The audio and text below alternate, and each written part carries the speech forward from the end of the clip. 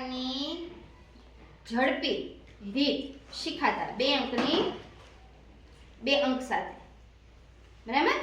આજે આપણે બીજી રીત શીખવાની છે. કોઈ એક સંખ્યા લઈએ કે ભાઈ 23 ગુણ્યા 21. તો હવે કરવાનું છે શું? તો એકમનો એકમ સાથે ગુણાકાર એટલે કે 3 એકુ 3. હવે તો કે દશકનો દશક સાથે ગુણાકાર 2 દુને 4. વચ્ચેની જગ્યા આપણે લેવા દીધી. હવે એકમ અને દશકનો ગુણાકાર તો કે 3 દુને 6 એને સાઈડમાં રાખ્યા. ફરી પાછો એકમ અને દશકનો ગુણાકાર તો કે 2 એકુ 2. હવે આ 6 અને 2 કેટલા થાય એનો સરવાળો 8. તો આ 8 ને અહીંયા મૂકી દઈ એટલે 483. આનો જવાબ જો.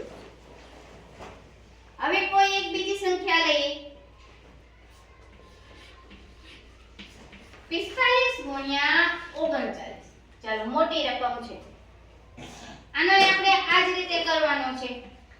તો કે એકમનો એકમ સાથે પેલા ગુણાકાર કરીશું એટલે 5 નવા 45. 5 નવા 45. 45 નો પાંચડો અને વધી જે છે એ અહીંયા મૂકશું સાઈડમાં. આપણે વધી રાખીએ. હવે દશકના દશક સાથે ગુણાકાર તો 4 તેરી 12. તો આ દશકના જે છે 12 એ અહીંયા મૂકી દઈશું આગળ અને વચ્ચેની જગ્યા ખાલી છોડી. હવે એમાં તો કે એકમ અને દશકનો ગુણાકાર તો કે 5 તેરી 15. અહીંયા વધીની સાથે આપણે જોડી દઈએ. ફરી એકમ દશકનો ગુણાકાર 4 નવા 36. આ બધાયનો સરવાળો કરો. ચાલો 6 10 15 એટલે આ કેટલા થાય 55 થાય. હવે આ 55 માં એકમ અહીંયા મૂકી દીધો અને દશક એટલે જે વધી છે એને આની ઉપર મૂકવાના. તો 12 માં 5 ઉમેરો તો કેટલા થાય 17. તો 1755 આનો જવાબ થાય. હવે આપણે એક બીજો દાખલો લઈએ. અહીંયા ધ્યાન હો. કોઈ એક સંખ્યા લઈએ કે 47 ગુણ્યા 58.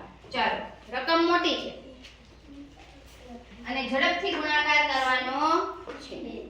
તો એકમનો એકમ સાથે 7 8 56 નો છગડો અને વધી જે છે એ સાઈડમાં આપણે. હવે દશકનો દશક સાથે ગુણાકાર તો 4 પંચા 20. એ 20 અહીંયા મૂકી દીધા. વચ્ચે આપણે જગ્યા છોડી. હવે એકમનો દશક સાથે ગુણાકાર 7 પંચા 35. જે વધી હતી એની સાથે જોડ્યા. ફરી પાછું 4 8 32. આનો આપણે સરવાળો કરીએ તો કે 35 ને 5 40. 40 ને